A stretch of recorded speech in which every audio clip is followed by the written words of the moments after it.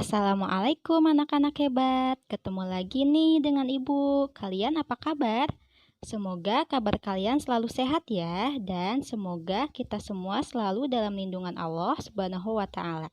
Amin. Kali ini Ibu akan membahas materi tema 5G, yaitu tentang wujud benda, sifat benda, dan perubahan wujud pada benda. Disimak baik-baik ya anak hebat, tetap fokus, oke? Untuk memudahkan kita mengetahui sifat-sifat benda, maka benda dikelompokkan berdasarkan wujudnya. Yang pertama yaitu benda padat, contohnya kayu, baju, jam tangan, sendok, dan lainnya. Yang kedua, benda cair, contohnya air, jus. Yang ketiga, benda gas, contohnya uap air, asap, dan juga udara. Dari ketiga wujud benda ini tentunya memiliki sifat yang berbeda-beda ya. Nah, sekarang Ibu akan menjelaskannya satu persatu. Kalian disimak baik-baik ya. Sifat benda padat yang pertama memiliki bentuk dan volume yang tetap. Contohnya, ketika pensil diletakkan di tempat pensil atau dipindahkan ke mangkuk atau ke gelas, maka pensil akan tetap menjadi pensil. Itu membuktikan bahwa bentuk dan volume benda padat tetap meskipun dipindahkan ke tempat yang berbeda-beda. Namun, benda padat dapat diubah bentuknya dengan menekan, memotong, memukul, atau menarik benda. Contohnya ketika batang kayu dipotong-potong dan dirubah menjadi sebuah lemari ataupun kursi. Sifat benda padat yang kedua yaitu dapat diraba. Semua benda padat dapat diraba. Coba kalian raba baju, buku, atau tempat pensilmu. Tentu kalian dapat merasakan permukaan benda tersebut. Yang selanjutnya, Ibu akan membahas sifat benda cair. Sifat benda cair yang pertama yaitu memiliki bentuk yang berubah-ubah. Misalnya, ketika air di dalam botol, maka bentuknya akan menyerupai botol. Lalu ketika airnya dipindahkan ke dalam mangkok ataupun gelas, maka akan menyerupai mangkok ataupun gelas.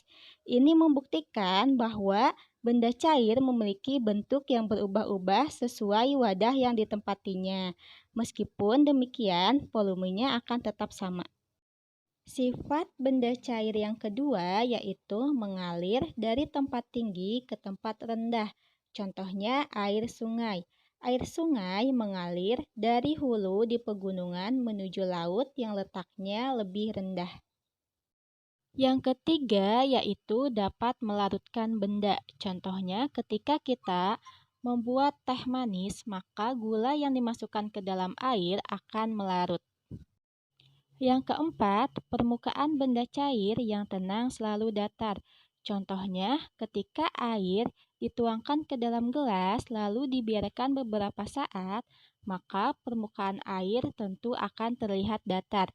Hal tersebut menunjukkan bahwa permukaan benda cair yang tenang selalu datar. Sifat benda cair yang kelima yaitu dapat meresap melalui celah-celah kecil. Contohnya dapat kalian lihat pada lampu minyak tanah ataupun pada botol yang di sisinya sudah terdapat bolong-bolong. Pembahasan selanjutnya yaitu tentang sifat benda gas. Sifat benda gas yang pertama tidak dapat dilihat tetapi dapat dirasakan dan menempati ruangan. Contohnya, saat kita mencium bau harumnya pengharum ruangan. Kita dapat merasakan wanginya meskipun tidak dapat melihatnya. Yang kedua, memiliki bentuk dan volume yang berubah-ubah. Ketika gas diisikan pada suatu wadah, maka gas akan mengisi seluruh ruangan yang ditempatinya. Oleh karena itu, bentuk dan volume benda gas selalu berubah-ubah sesuai dengan wadah yang ditempatinya. Contohnya yaitu pada balon berikut ini. Balon ini memiliki bentuk dan volume gas yang berbeda-beda. Sifat benda gas yang ketiga yaitu menyusut dan mengembang. Contohnya terjadi pada balon. Ketika balon dibiarkan terjemur panas matahari, maka balon akan mengembang, sehingga lama-lama balon akan meletus. Sebaliknya, jika balon didiamkan pada suhu yang dingin atau pada malam hari, maka lama-lama balon akan menyusut atau mengempis. Yang keempat yaitu menempati ruangan. Contohnya, ketika kalian menyemprotkan pengharum ruangan ke dalam kelas, maka seluruh ruangan kelas akan menjadi harum. Karena pengaruh ruangan yang berubah menjadi gas mengisi seluruh ruangan tersebut. Yang kelima yaitu menekan ke segala arah. Contohnya dapat kita lihat ketika meniup balon. Pada saat balon ditiup, udara akan mengisi seluruh ruangan pada balon dan menekan ke segala arah. Jika balon terus ditiup, maka balon akan semakin besar dan dapat meletus. Balon meletus karena dinding balon tidak dapat lagi menahan tekanan udara di dalam balon. Bagaimana? Sampai sini kalian sudah paham? Insya Allah sudah ya. Untuk yang selanjutnya, Ibu akan membahas perubahan wujud benda. Disimak baik-baik ya.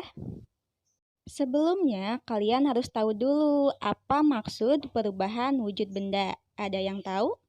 Iya, betul. Perubahan wujud benda adalah suatu proses berubahnya wujud suatu benda menjadi wujud benda yang lainnya. Ada 6 jenis perubahan wujud benda. Yang pertama, mencair. Yang kedua, membeku. Ketiga, menguap. Keempat, mengembun. Kelima, menyumblim. Dan yang keenam yaitu mengkristal. Untuk lebih mudah memahami, perubahan wujud benda dibedakan menjadi dua. Yang satu menerima panas, yang satu melepas panas. Perubahan wujud benda yang menerima panas yaitu mencair, menguap, menyumblim. Sedangkan perubahan wujud benda yang terjadi karena melepas panas yaitu membeku, mengembun, dan mengkristal. Untuk lebih jelasnya, Ibu akan bahas satu persatu. Yang pertama, mencair. Mencair merupakan peristiwa perubahan benda dari padat menjadi cair. Peristiwa ini memerlukan energi panas. Contohnya, ketika es krim dibiarkan di udara yang panas, maka akan mencair. Contoh yang kedua, ketika coklat batang menerima panas dari api, maka akan mencair. Begitu juga dengan mentega yang menerima panas dari api akan mencair. Yang kedua yaitu membeku. Membeku merupakan perubahan wujud benda dari cair menjadi padat. Peristiwa ini melepaskan energi panas. Contohnya, ketika air minum dimasukkan ke dalam lemari es atau kulkas, maka akan menjadi membeku. Yang selanjutnya yaitu menguap. Menguap adalah peristiwa perubahan wujud benda dari cair menjadi gas. Peristiwa ini memerlukan energi panas. Contohnya yaitu ketika kita sedang memasak air. Air akan mendidih dan jumlahnya akan berkurang. Dan air yang mendidih akan menguap oleh panas api. Contoh yang kedua, ketika kita sedang menjemur pakaian. Pakaian yang basah jika dijemur lama-kelamaan akan menjadi kering. Karena air yang ada di dalam pakaian akan menguap oleh terik matahari. Untuk yang selanjutnya yaitu peristiwa mengembun. Mengembun adalah peristiwa perubahan wujud benda dari gas menjadi cair. Peristiwa ini melepaskan energi panas. Contohnya yaitu terjadi embun pada pagi hari.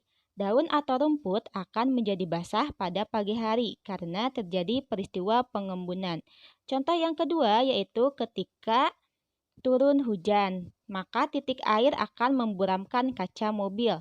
Contoh yang ketiga yaitu ketika kita memasukkan es batu ke dalam gelas, maka bagian luar gelas akan mengeluarkan titik air atau disebut juga mengembun. Untuk yang selanjutnya yaitu menyumblim. Tahukah kalian apa itu menyumblim? Iya, betul. Menyumblim adalah peristiwa perubahan wujud benda dari padat menjadi gas. Peristiwa ini memerlukan energi panas. Contohnya, kapur barus atau kamper yang disimpan di dalam lemari atau tempat terbuka lama-kelamaan akan menjadi habis dan lemari pun akan menjadi harum. Perubahan wujud benda yang terakhir yaitu mengkristal. Tahukah kalian apa itu mengkristal? Ya, Mengkristal adalah perubahan wujud benda dari gas menjadi padat. Peristiwa ini melepaskan energi panas. Contohnya, berubahnya uap menjadi butiran es di dalam freezer atau di dalam kulkas. Jadi, munculnya bunga es pada freezer merupakan contoh peristiwa mengkristal. Bagaimana sampai sini kalian sudah paham? Insya Allah sudah ya. Nah, kalau sudah paham semuanya, kita lanjut ke kesimpulan. Disimak baik-baik ya, tetap fokus. Di kesimpulannya, wujud benda ada 3 macam. Yang pertama cair, kedua padat, ketiga gas. Diperhatikan tanda panahnya ya. Dari cair ke padat dinamakan membeku. Dari padat ke cair dinamakan mencair. Lalu, dari gas ke padat dinamakan mengkristal. Dari padat ke gas dinamakan menyumblim. Yang selanjutnya, dari cair ke gas dinamakan menguap. Dari gas ke cair dinamakan mengembun. Diperhatikan tanda panahnya. Kalau tanda panahnya berwarna kuning, berarti itu tandanya melepas panas. Kalau tanda panahnya berwarna biru, berarti itu memerlukan panas. Alhamdulillah, pembelajaran kali ini sudah selesai. Apabila ada yang mau ditanyakan, silakan menghubungi Ibu ya. Dan tidak lupa Ibu mengingatkan, sebagai bukti bahwa kalian mengikuti pembelajaran kali ini, silakan tuliskan nama, kelas, dan kata "dan" di kolom komentar YouTube ini. Terima kasih. Wassalamualaikum warahmatullahi wabarakatuh.